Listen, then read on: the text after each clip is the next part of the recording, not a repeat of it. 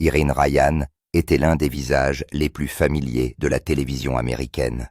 La grand-mère, à la langue bien pendue, qui illuminait les salons d'un bout à l'autre du pays. Semaine après semaine, elle faisait rire la nation avec ses boutades et son culot inébranlable. Mais derrière la perruque grise et crépue et l'humour à toute épreuve se cachait une femme portant des fardeaux invisibles, hors de l'écran. Irene se débattait avec des insécurités privées, un sentiment de solitude qu'aucun applaudissement ne pouvait apaiser, et une question silencieuse qui ne cessait de chuchoter quelqu'un, l'avait-il jamais vraiment vue? Ce qu'il est advenu de Granny Daisy lorsque les caméras ont cessé de tourner est une histoire bien moins joyeuse que ses pitreries à l'écran. Au cours de ces derniers jours, aucune famille ne s'est réunie à son chevet, aucune chaleur ne l'attendait à la maison.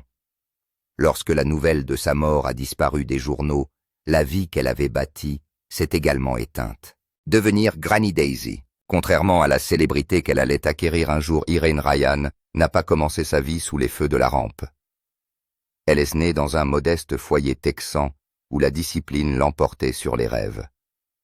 Son père, sergent de l'armée américaine, a introduit l'ordre et l'austérité de la vie militaire dans leur foyer.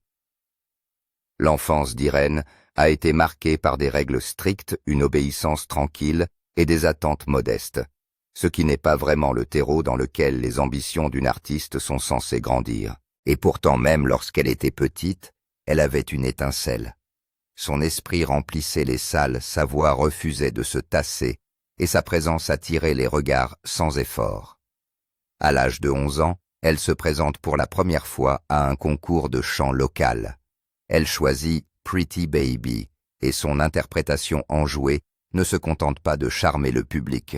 Elle remporte le concours haut la main. Elle est repartie avec 3 $ de prix, mais la vraie récompense était intangible. La salve d'applaudissements, la connexion avec des étrangers, le goût enivrant d'être vue.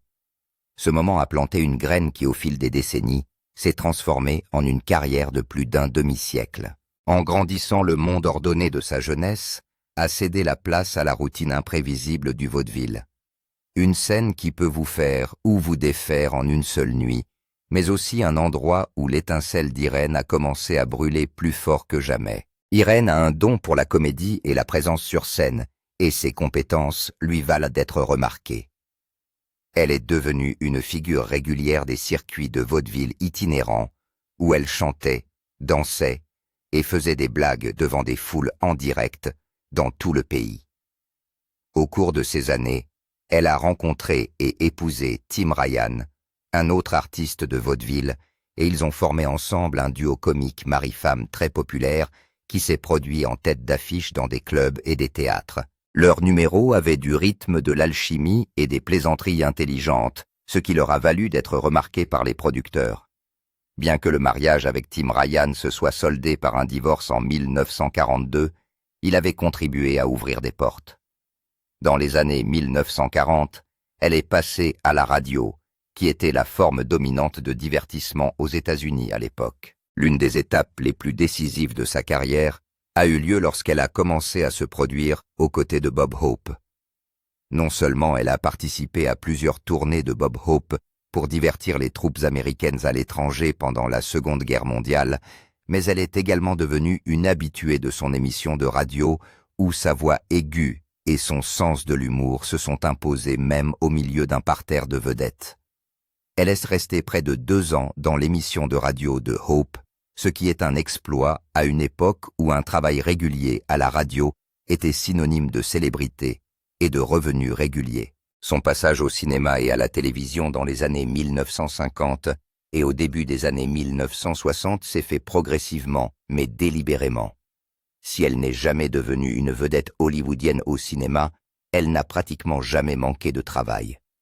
Elle a commencé à décrocher des rôles d'invitée dans des séries connues parce que les directeurs de casting savaient qu'on pouvait compter sur elle pour jouer des mères fougueuses, des voisines curieuses et des femmes plus âgées à l'esprit vif. Mais elle a eu sa chance en 1962 lorsque Paul Henning, un scénariste-producteur chevronné qui développait une nouvelle sitcom, a cherché quelqu'un pour jouer le rôle de Granny Daisy Moses, la matriarche d'une famille pauvre de l'Ozark, qui a fait une découverte de pétrole et s'est installée à Beverly Hills. Ce rôle nécessitait un mélange de dureté d'humour et d'authenticité très spécifique. Henning avait vu les précédents travaux d'Irene Ryan et pensait qu'elle pourrait convenir, mais tout le monde n'était pas d'accord. Le choix de la comédienne a suscité un certain scepticisme. D'une part, elle était considérée comme trop jeune. À 59 ans, elle ne semblait pas correspondre au moule de la grand-mère aux cheveux blancs, surtout pas à côté de Buddy Ebsen, qui jouerait Jed Clampett, son gendre, et qui n'avait que 5 ans et demi de moins qu'elle. Mais Irene était déterminée. Lorsqu'elle est venue auditionner pour le rôle, elle savait exactement comment le vendre. Elle a fait un chignon serré, s'est présentée sans maquillage et s'est lancée à corps perdu dans le rôle. Son petit gabarit, sa grande énergie et son jeu comique naturel donnaient vie au personnage. Béa Benaderet, qui avait d'abord été pressentie pour le rôle de la grand-mère, mais qui a finalement été choisie pour jouer le rôle de la cousine Pearl, aurait vu l'audition d'Irene et aurait convenu avec Paul Henning qu'Irene devrait rendre justice au rôle de la grand-mère. Cette audition a tout changé. Irene a obtenu le rôle, et dès le premier épisode, elle a volé la vedette. Même si elle jouait le rôle d'une personne qui semblait avoir 2 décennies de plus qu'elle n'en avait en réalité. Irene n'a eu aucun mal à se plonger dans son rôle. Elle a adopté la perruque grise, le chignon dur, la voix grinçante et le côté péquenot. Le public est instantanément tombé amoureux de Granny Daisy. Elle était vive têtue et protégeait farouchement sa famille. Son sens du comique affiné par des années de vaudeville et de radio lui a permis de faire mouche à chaque fois. Et même si la série était composée de nombreux acteurs, de nombreux fans et critiques ont estimé que l'interprétation de la grand-mère par Irene était l'une des armes secrètes de la série. En coulisses, elle était connue pour sa ponctualité, son professionnalisme et sa gentillesse envers l'équipe. Elle n'était pas une diva et ne se comportait pas comme une star, même si son rôle l'avait soudainement rendue célèbre après des décennies de dur labeur. Lorsque The Beverly Hillbillies a été diffusé pour la première fois, le succès d'audience a été immédiat. Elle a dominé le palmarès Nielsen pendant la majeure partie de sa première diffusion et a fait découvrir au public américain un nouveau type de sitcom familial. Mais ce qui a rendu Granny si mémorable, ce n'est pas seulement le côté burlesque ou les blagues ringardes. C'est la force de la personnalité d'Irene Ryan qui est à l'origine de ce projet. Elle rendait Mamie réelle. Le public pouvait se moquer d'elle, mais il croyait aussi en elle. La série a duré 9 saisons et Irene n'a pas lâché l'affaire. À la fin de la série, elle avait reçu 2 nominations aux Emmy Awards pour son travail, une reconnaissance qui confirmait ce que ses fans savaient déjà. Elle était l'une des meilleures actrices comiques de sa génération, même si elle n'a pas toujours été traitée de la sorte par l'industrie. Mais si son étoile s'est enfin levée, l'envers du décor n'est pas aussi brillant. Car une fois que les caméras ont cessé de tourner et que les rires se sont éteints, Irene Ryan a dû retourner à une vie personnelle marquée par la solitude, la déception silencieuse et les luttes personnelles qu'elle gardait pour l'essentiel caché. Les luttes personnelles de Granny Daisy. Derrière la voix tonitruante, le timing comique et la présence inoubliable de Granny Daisy se cachait une femme qui naviguait tranquillement entre des insécurités profondes, des pressions et des douleurs personnelles que ses fans n'ont jamais vraiment vues. Irene Ryan, qui a passé des décennies à gravir les échelons du vaudeville et des studios de radio en fumée, n'a jamais complètement baissé sa garde, même après avoir atteint le genre de succès dont beaucoup d'acteurs ne peuvent que rêver. Sur le plateau de tournage de The Beverly Hillbillies, elle était une professionnelle jusqu'au bout des ongles, mais à l'intérieur, elle avait toujours peur. Même après être devenue l'un des visages les plus reconnaissables de la télévision, Irene n'aurait jamais cessé de s'inquiéter que quelqu'un puisse décider qu'elle était trop vieille, trop remplaçable, ou qu'elle n'était plus assez drôle. À Hollywood, les studios prenaient des décisions rapides, et les actrices vieillissantes pouvaient se retrouver au chômage à tout moment. Ainsi, alors que d'autres auraient pu s'habituer à la routine d'une série de longue durée, Irene ne s'est jamais permis ce luxe. Son éthique de travail était implacable, non pas parce qu'elle voulait impressionner qui que ce soit, mais parce qu'elle avait peur d'être considérée comme moins qu'indispensable. Hors caméra, ces mêmes pressions se sont répercutées sur sa santé et son mode de vie. Irène était une grande fumeuse, ce qui était assez courant dans l'industrie à l'époque, mais particulièrement dangereux, étant donné la fréquence à laquelle elle s'adonnait à cette habitude. Les membres de l'équipage se souviennent souvent de la façon dont elle fumait pendant de longues périodes. Mais ce n'était pas seulement une habitude pour elle, cela faisait partie de sa façon de gérer ses nerfs, le stress et la pression constante. Cela lui permettait de faire une pause, de s'occuper les mains et de faire face à la situation. Mais cela a également miné sa santé au fil des ans. Le défi le plus frustrant auquel Irène a été confrontée a sans doute été le piège des rôles types. Le rôle de Granny a rendu Irene Ryan célèbre, mais il l'a aussi enfermée dans un carcan. Elle a travaillé toute sa vie pour être considérée comme une artiste polyvalente, capable de jouer la comédie, le théâtre, le chant et le spectacle vivant. Mais après le succès de The Beverly Hillbillies, il lui est presque impossible d'obtenir des rôles qui ne soient pas des copies conformes du personnage qui l'a rendu célèbre. Même dans des interviews ultérieures, Irène a regretté l'industrie, et parfois même le public n'arrivait pas à la dissocier de Granny Daisy. Elle s'était investie dans ce personnage, mais elle avait aussi toute une vie d'autres performances derrière elle. Elle avait été à Broadway, avait fait une tournée avec Bob Hope, avait joué dans des clubs d'un bout à l'autre du pays. Mais maintenant, pour les producteurs et les directeurs de casting, elle n'était que mamie. Et à bien des égards, elle comprenait pourquoi. Elle avait créé un personnage si fort, si particulier, qu'il était difficile pour les gens de voir autre chose. Mais cela fait toujours mal.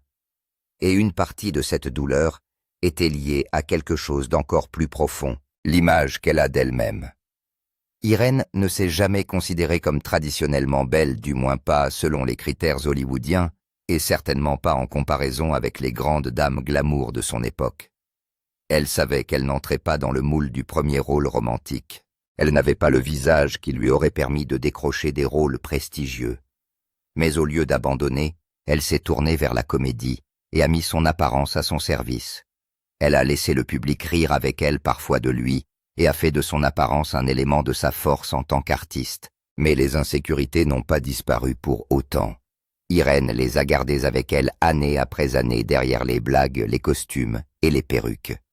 Lors d'une interview, elle a déclaré un jour « Moins vous êtes belle, plus vous devrez travailler dur pour vous développer. Mais c'est bien mieux que de dépendre de la beauté pour tout. » Qu'est-ce qu'il vous restera quand elle s'estompera? Quand les caméras se sont éteintes, elle n'était plus grand-mère. Elle était Irène, une femme qui avait passé la majeure partie de sa vie d'adulte à se produire souvent seule et qui se demandait constamment si elle était assez bien sans le maquillage et le personnage derrière lesquels se cachait. Ce doute la suivait partout dans chaque rôle, chaque interview avec la presse et chaque moment en coulisses. Irène a également dû faire face aux exigences de la célébrité qui s'opposaient à son introversion naturelle.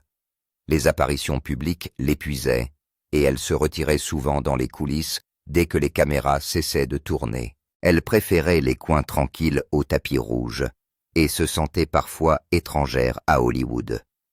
La célébrité apporte la visibilité, mais pas toujours la connexion. Pour Irène, cet isolement était un fardeau à part entière. Pourtant, Irène n'a jamais laissé transparaître cela sur le plateau. Pour quelqu'un qui a fait rire des millions de personnes, elle a vécu une quantité surprenante de tensions personnelles. Et bien qu'elles ne la définissent pas, elles ont façonné sa façon de vivre la célébrité. Mais il y a un domaine de sa vie où ce poids émotionnel est particulièrement évident, c'est sa vie amoureuse. Vie amoureuse et solitude. Malgré toute l'énergie qu'Irène Ryan consacre à sa carrière, sa vie personnelle ressemble souvent à une histoire non résolue, marquée par des mariages ratés, une distance émotionnelle et une sorte de solitude silencieuse qui ne l'a jamais vraiment quittée. Elle a épousé en premières noces un autre artiste de vaudeville, Tim Ryan. Ils se sont mariés en 1922, alors qu'elle n'avait qu'une vingtaine d'années, et qu'elle commençait à se faire un nom dans le monde du spectacle. Leur relation reposait autant sur leur vie professionnelle commune que sur la romance. En tant que duo comique, ils ont fait des tournées, se sont produits et ont développé des routines qui étaient populaires auprès du public. Mais derrière l'alchimie de la scène, le mariage est loin d'être parfait. Après plus de 20 ans de vie commune, le couple a divorcé en 1943. Ils n'ont pas eu d'enfants. Bien que le lien romantique ait pris fin, ils n'ont pas complètement coupé les ponts, mais ont continué à travailler ensemble à l'occasion. Maintenant, une relation professionnelle, même après la dissolution de la relation personnelle. Pour Irène, il s'agit d'un exemple clair de la façon dont elle a souvent donné la priorité à son travail plutôt qu'à sa vie sentimentale. Si un partenariat fonctionne sur scène, elle ne l'abandonnera pas simplement parce que les choses ne fonctionnent pas en dehors de la scène. Quelques années plus tard, en 1946, elle a épousé Harold Knox, un homme qui n'était pas sous les feux de la rampe. Il travaillait dans les coulisses de la production cinématographique, un monde différent de celui dans lequel Irène avait passé sa vie. Au début, cela semblait être une rupture avec la dynamique du showbiz de son premier mariage. Mais cette union n'a pas duré non plus. Ils divorcent en 1961, une fois de plus sans enfants et sans drame public. Après ce second divorce, Irene Ryan ne s'est jamais remariée. Et dans les décennies qui ont suivi, elle n'a pas connu de relation à long terme de romance publique ou de chuchotement de fiançailles ou d'amour ravivé. Elle n'en a pas beaucoup parlé non plus, ni à la presse, ni à ses covedettes. Si elle était triste d'être seule, elle n'en faisait jamais un fardeau pour les autres. Ses proches ont laissé entendre qu'elle se donnait à fond dans son travail. Le spectacle lui donnait une structure et une identité. Cela lui donne un but. Mais cela signifie aussi qu'elle se retrouve souvent seule après la fermeture du rideau. Elle n'avait pas de conjoint qui l'attendait à la maison, ni d'enfant avec qui prendre des nouvelles. Elle avait ses scénarios, son emploi du temps, et finalement son silence. Bien qu'elle ait souvent été entourée par ses collègues de l'industrie, la vie personnelle d'Irène est restée curieusement silencieuse au cours des dernières décennies de sa vie. Ses amis la décrivent comme quelqu'un de chaleureux, mais de réservé, qui se consacrait entièrement à son travail et protégeait soigneusement son cœur. Mais dans les coulisses, il y avait une solitude qui persistait, une douleur silencieuse que même les applaudissements ne parvenaient pas à étouffer. Il est difficile de dire si cette solitude était un choix ou simplement ce qui restait après 2 mariages ratés. Mais une chose est sûre, derrière les rires et les rôles, Irene Ryan portait le poids d'une vie en grande partie solitaire. Ce fait prendra encore plus d'importance lorsque sa santé commencera à se dégrader et que le dernier chapitre de sa vie s'ouvrira discrètement. Les derniers jours et la mort tragique. Au début des années 1970, Irene Ryan est entrée discrètement dans une autre phase de sa carrière. Bien que la série Beverly Hillbillies ait pris fin en 1971, elle n'était pas prête à ralentir. Elle avait passé toute sa vie d'adulte à se produire sur scène. Et l'idée de la retraite ne correspondait tout simplement pas à sa personnalité. À 70 ans, elle est toujours active, vive et désireuse de travailler. En fait, lorsque l'occasion s'est présentée de se produire à Broadway, elle y a vu un moyen de prouver qu'elle avait encore des choses à donner. Cette opportunité s'est présentée avec la comédie musicale à succès Pipin, l'une des plus grandes productions de Broadway de l'époque. Irène a été choisie pour incarner Berthe la grand-mère, un rôle qui, bien que modeste, comprenait l'un des numéros musicaux les plus mémorables du spectacle No Time at All. Ce numéro exigeait du charme, de l'humour et de la présence qualité qu'Irène possédait en abondance. Elle a rejoint la tournée nationale de Pipin au début de l'année 1973 et a recommencé à se produire sur scène comme elle l'avait fait des décennies plus tôt dans le vaudeville. Mais alors que son énergie sur scène impressionne le public, Irène lutte discrètement en coulisses. Elle se sentait anormalement fatiguée, souffrait de maux de tête et était parfois désorientée. Ses amis l'ont remarqué, mais Irène, toujours aussi professionnelle, a continué à balayer cela du revers de la main, refusant de laisser penser qu'elle n'était pas à la hauteur de la tâche. Malheureusement, le 10 mars 1973, alors qu'il se produit à Washington, D.C., Irène s'effondre soudainement sur scène en plein spectacle. Cela s'est produit au milieu du spectacle, choquant la troupe et le public.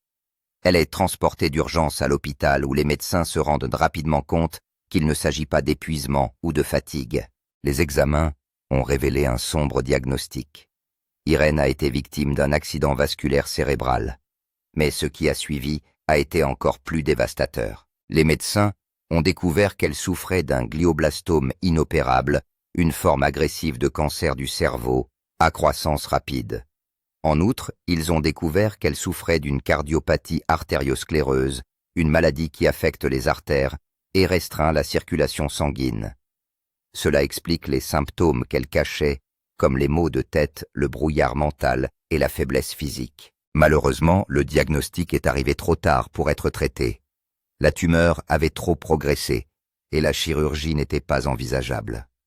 Son cœur et son cerveau étant compromis, le corps d'Irène avait déjà commencé à s'éteindre. Elle a été transférée dans un hôpital de Santa Monica en Californie où elle a passé les semaines suivantes. La femme qui avait apporté tant d'énergie et de joie dans les salons américains était désormais clouée au lit, silencieuse et en perte de vitesse. Mais il n'y a pas eu de gros titres dramatiques, ni de mises à jour constantes dans la presse, et la nouvelle de son état a circulé lentement. Irène, elle-même comme toujours, a gardé les choses privées. Le 26 avril 1973. Irène Ryan meurt à Santa Monica à l'âge de 70 ans. Sa disparition est discrète, et à bien des égards, elle est le reflet de sa vie. Elle n'était pas sous les feux de la rampe, mais ceux qui ont connu son travail l'ont profondément ressenti. Elle avait passé des décennies à faire rire les gens, et voilà que sans crier gare, elle disparaissait. Elle a été enterrée dans un simple mausolée au Woodlawn Memorial Cemetery de Santa Monica. Il est surprenant de constater qu'il n'y a pas eu de cortège public ni de grandes funérailles télévisées. Les fans ont envoyé des lettres des condoléances et des hommages. En fait, beaucoup ont été choqués d'apprendre qu'elle avait été malade, tant elle semblait pleine de vie, même jusqu'à ses dernières représentations. Si sa mort n'a pas suscité une couverture médiatique aussi massive que celle qui a entouré certains de ses pairs, elle a touché des millions d'Américains qui avaient grandi en la regardant. Les journaux de tout le pays ont publié de courtes notices nécrologiques rappelant qu'elle était la grand-mère de la série The Beverly Hillbillies. Les fans l'ont pleurée comme une grand-mère de la télévision qui faisait partie de la famille. Pourtant, le contraste est saisissant.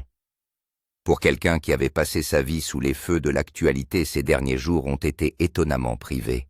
Au fil des semaines, quelque chose d'étrange s'est produit. Le monde a découvert que la maison d'Irène Ryan, ses biens et la vie qu'elle avait laissée derrière elle étaient restés dans l'ombre.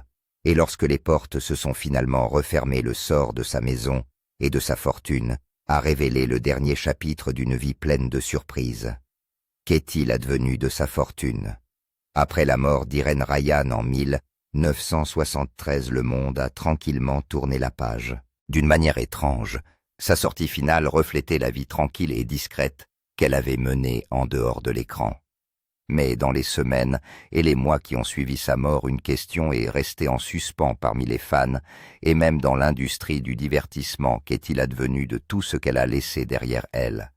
Irène Ryan n'avait pas d'enfant, elle avait divorcé 2 fois et ne s'était jamais remariée. Ses parents sont décédés depuis longtemps et sa sœur aînée bien-aimée, Anna, la personne la plus proche d'elle, est morte peu de temps avant elle. Elle n'avait pas de conjoint survivant, ni de descendants, ni de nièces ou de neveux connus du public pour hériter de son patrimoine. Pour une femme qui avait travaillé presque sans relâche depuis son adolescence sur les scènes de vaudeville, les émissions de radio, les plateaux de télévision et même les théâtres de Broadway, elle laissait derrière elle une fortune sans héritier direct. C'est ainsi que sa maison, le seul espace constant qu'elle s'était tranquillement construit en Californie, est resté étrangement calme. Il n'y avait pas de visiteurs quotidiens, pas de signes de vie ou de nouveaux propriétaires. C'est comme si au moment où Irène est décédée, la maison s'était arrêtée de vivre elle aussi. Et pendant un certain temps, c'est devenu un sujet de spéculation surtout pour les fans de Beverly Hillbillies, qui avaient imaginé que sa vie hors de l'écran était aussi animée que celle qu'elle menait à l'écran. Mais la vérité est plus terre à terre. La maison n'a pas été abandonnée par négligence. C'était simplement le reflet du monde solitaire d'Irène à la fin. Sans famille pour prendre la relève, personne ne se précipitait pour revendiquer sa place. Pas de nouvelle génération impatiente d'emménager. Au lieu de cela, il s'est passé quelque chose de beaucoup plus intentionnel et de beaucoup plus significatif. Si Irène Ryan a caché au monde une grande partie de sa vie personnelle, elle avait été très claire sur ce qu'elle souhaitait laisser en héritage. Dans ses dernières dispositions légales, elle a demandé que l'ensemble de ses biens évalués à l'époque à environ $1 million soit donné à une cause qui lui tenait à cœur les arts. Plus précisément, elle a créé ce que l'on appelle aujourd'hui la Fondation Irène Ryan, au lieu de transmettre sa fortune à des bénéficiaires privés. Irène a choisi de tout donner à des étudiants, à des artistes et à de jeunes acteurs qui rêvaient de faire ce qu'elle avait fait toute sa vie. Il s'agit là d'un geste profondément émouvant de la part d'une artiste à l'égard de la prochaine génération d'artistes. La pierre angulaire de cette décision est devenue la bourse d'études Irène Ryan Acting Scholarship, qui continue d'être attribuée chaque année dans le cadre du Kennedy Center American College Theater Festival. Le programme soutient les étudiants comédiens de tous les États-Unis, en les aidant à couvrir leurs frais de scolarité, à poursuivre leur formation et à accéder à des opportunités dans le monde du théâtre qui autrement seraient hors de portée. Depuis sa création, des milliers d'étudiants ont bénéficié de la décision d'Irène. Certains sont devenus des acteurs professionnels, tandis que d'autres ont utilisé la bourse pour terminer leurs études ou poursuivre une carrière dans l'ombre. Beaucoup d'entre eux n'ont jamais regardé Beverly Hillbillies et encore moins connaissent l'histoire complète de la femme qui a rendu tout cela possible.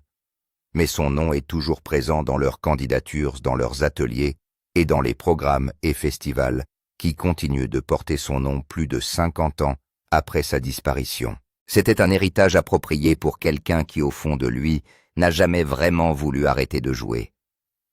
Même à 70 ans, Irène continuait à jouer des rôles, à apprendre des répliques, à se montrer en coulisses longtemps après la fin de ses scènes. Pendant la tournée nationale de Pipin, où elle jouait le rôle de la grand-mère, Bertha Irène n'était pas obligée de rester une fois son numéro terminé. Elle aurait pu rentrer chez elle, mais elle restait souvent avec l'équipe et les jeunes comédiens assises dans les coulisses ou en train de discuter, observant le reste du spectacle. Et ce n'était pas nouveau pour elle. Depuis l'époque du vaudeville, en passant par les émissions de radio de Bob Hope jusqu'à son passage à la télévision, où elle a été nominée aux Emmy Awards, Irène a toujours considéré le spectacle comme un art et non comme un simple travail. Cet état d'esprit l'a suivie dans ses activités philanthropiques. Elle n'a pas seulement laissé de l'argent derrière elle. Elle a laissé derrière elle un système qui a permis à d'autres de faire ce qu'elle aimait même s'ils étaient une partie de rien. Ce que la plupart des gens n'ont pas vu, c'est à quel point Irène Ryan avait besoin des projecteurs pas seulement pour la célébrité ou le salaire, mais parce que cela lui donnait une raison d'être. Elle n'était pas du genre à s'asseoir tranquillement à la retraite ou à tomber gracieusement dans l'oubli. Hors caméra, elle était souvent agitée, parcourant les scénarios, cherchant des rôles qui ne venaient jamais, ou pire, des rôles qui n'étaient qu'une répétition de la même chose. L'industrie l'avait figée dans le temps, la présentant pour toujours, comme la grand-mère fougueuse, jamais comme la femme qui se cachait derrière elle. Sa fortune, bien que modeste au regard des normes hollywoodiennes, a été soigneusement construite au fil des décennies. Elle avait gagné de l'argent grâce à de multiples sources de revenus, son salaire régulier dans la série Beverly Hillbillies, son travail antérieur à la radio, et dans le vaudeville, ses prestations sur scène à Broadway et ses apparitions payantes à Las Vegas. Elle avait également investi dans l'immobilier et dans d'autres actifs, assurant ainsi son indépendance financière jusqu'à un âge avancé. Sa maison a finalement été gérée par sa fondation et ses représentants légaux. Le silence inquiétant qui l'entoure et qui a suscité des spéculations à l'époque s'explique davantage par l'absence de la famille que par une quelconque négligence. En fin de compte, il n'était pas hanté par la tristesse. Il attendait simplement, comme tout ce qu'Irène avait laissé derrière elle, d'être tranquillement trié. Et dans ce silence, il y a une sorte de symétrie poétique. Irene Ryan avait passé sa vie dans le public à faire rire les gens, à donner vie à des personnages et à se produire sur toutes sortes de scènes. Mais lorsqu'elle est partie, elle n'a pas demandé d'applaudissements. Elle n'a pas laissé derrière elle un sanctuaire ou exigé des hommages posthumes. Elle a laissé quelque chose de plus précieux, un cadeau pour les autres. Bien qu'elle n'ait jamais eu d'enfants, elle a d'une certaine manière choisi d'investir dans les enfants de demain. Des artistes-interprètes qu'elle ne rencontrerait jamais et dont l'histoire ne faisait que commencer. Si le monde entier se souvient d'elle comme de la bruyante fougueuse et inoubliable Granny Daisy, la véritable Irene Ryan a laissé derrière elle quelque chose de bien plus durable. Un héritage discret et puissant qui façonne encore des vies aujourd'hui. Et en fin de compte, elle n'a pas eu besoin de funérailles bondées ou d'un dernier lever de rideau pour qu'on se souvienne d'elle, car sa plus grande performance continue de vivre dans chaque jeune acteur qui poursuit un rêve tout comme elle l'a fait un jour. Quel était votre meilleur souvenir d'Irene Ryan? Répondez dans la section des commentaires ci-dessous. Si vous avez apprécié cette vidéo, n'oubliez pas de cliquer sur la vidéo suivante sur votre écran, d'aimer cette vidéo et de vous abonner à notre chaîne pour plus de mises à jour.